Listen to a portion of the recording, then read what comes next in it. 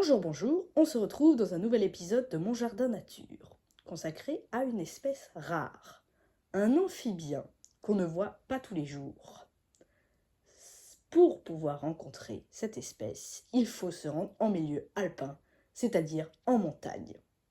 Je suppose que vous avez deviné grâce à l'image, c'est la salamandre noire, Salamandra atra.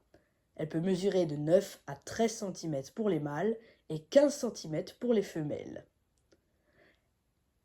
Contrairement à la plupart des amphibiens, les œufs de cette espèce se développent à l'intérieur du corps de la femelle qui donne naissance à des petits déjà formés. Elle ne produit de ce fait que peu de petits. C'est ce qu'on appelle un animal ovovivipare. Elle est carnivore et chasse les petits invertébrés tels que des vers, des mollusques et aussi des petits insectes. On la croise dans les régions alpines, en Suisse, en France, au Liechtenstein, en Allemagne, en Autriche, en Italie, en Albanie, en Croatie, en Serbie, au Monténégro, en Bosnie-Herzégovine, à des altitudes pouvant atteindre 2800 mètres. Ce qu'on voit là, qui est bien illustré derrière ses yeux, ici, sont les glandes parotoïdes qui protègent ces salamandres des prédateurs. Glandes parotoïdes que possèdent d'autres amphibiens tels que les crapauds et les salamandres tachetées.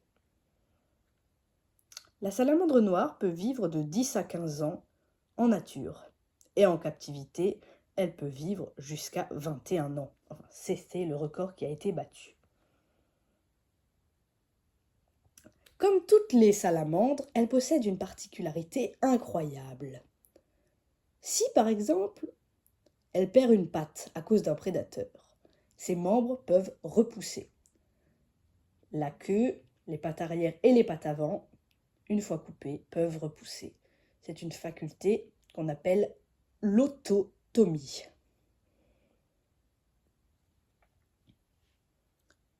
La plupart des amphibiens pondent une grande quantité d'œufs. Quelques petits seulement survivent. La salamandre ne fait pas exception. Sur les 50 œufs produits en moyenne, seuls 2 se développent à l'intérieur d'elle, puis éclosent sous forme de larves. C'est le seul amphibien de France qui n'a pas besoin du milieu aquatique pour se reproduire. C'est-à-dire qu'elle ne pond pas dans l'eau, comme les grenouilles, les autres salamandres, les crapauds, les tritons. Elle n'est pas dépendante du milieu aquatique, du fait de son habitat assez spécial. Elle est classée en préoccupation mineure en Europe, elle n'est pas menacée, mais en France, elle se fait de plus en plus rare et comme tous les amphibiens, elle est protégée. Elle fait partie de la famille des urodèles et des salamandridés. C'est sa peau entièrement noire et brillante qui lui a donné son nom de salamandre noire. Et ceci a une particularité pour plusieurs animaux. Plusieurs animaux qui vivent en montagne ont fait le choix, enfin ils n'ont pas fait le choix, ont développé une peau noire. Car la mélanine permet d'absorber plus de chaleur qu'en plaine. Puisqu'en montagne, il fait beaucoup plus frais, il est donc essentiel d'avoir plus de chaleur. C'est le cas, par exemple, de certaines espèces de vipères qui se colorent en noir, ou encore de couleuvres aussi, et même des écureuils qui